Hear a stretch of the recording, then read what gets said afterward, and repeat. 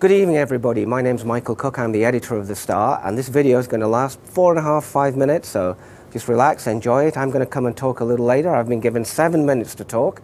I'm going to take 1 minute, so we'll all be in the bar very soon. At The Star, we have had the honor of winning this prestigious award for the second year in a row in a time of great tumultuous change in newspapers, in the whole information industry. We've undergone a great upheaval, every newspaper, and we're enjoying it here. We've all seen a phenomenal rise in social media and citizen journalism, an erosion and fragmentation of audiences, and some might argue a decline in the quality of journalism as a result of this new landscape. At The Star, it's our view that these big changes have made what we do even more relevant. When an ever-increasing number of voices are clamoring for our attention, The Star remains committed to doing what The Star has always done best, telling the stories that count and telling them well. And what a year for stories 2010 was. 2010 began with what Haitians call the catastrophe, the earthquake.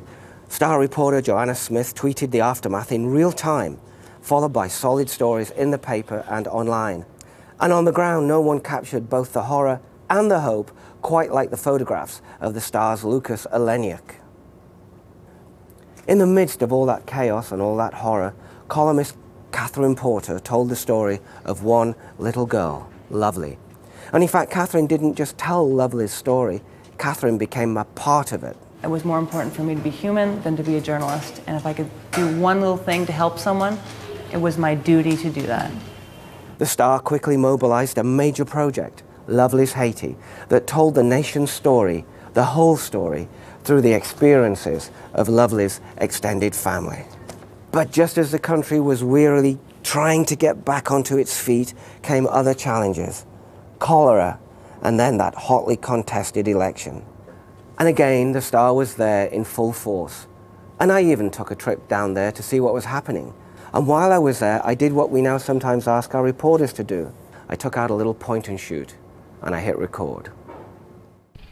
The driver pulls at the body bags one by one, and each woman came out feet first.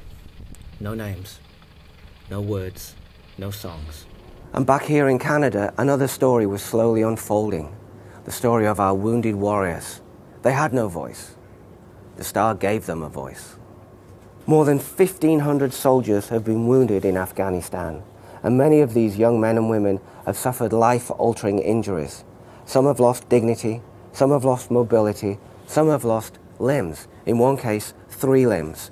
We learned that many of these soldiers are still literally on their own battlefield, fighting for compensation, fighting for a job, fighting for a life, and fighting for the honor and recognition that we all know they deserve, but they're not getting. And The Star is, of course, the voice of the GTA, and nowhere last year was that more apparent than before, during, and after the G20. Despite unprecedented levels of what they laughingly called security, there was also an unprecedented level of violence, some of which was directed at protesters and some at innocent bystanders, and yet not a single charge was laid against any law enforcement officer.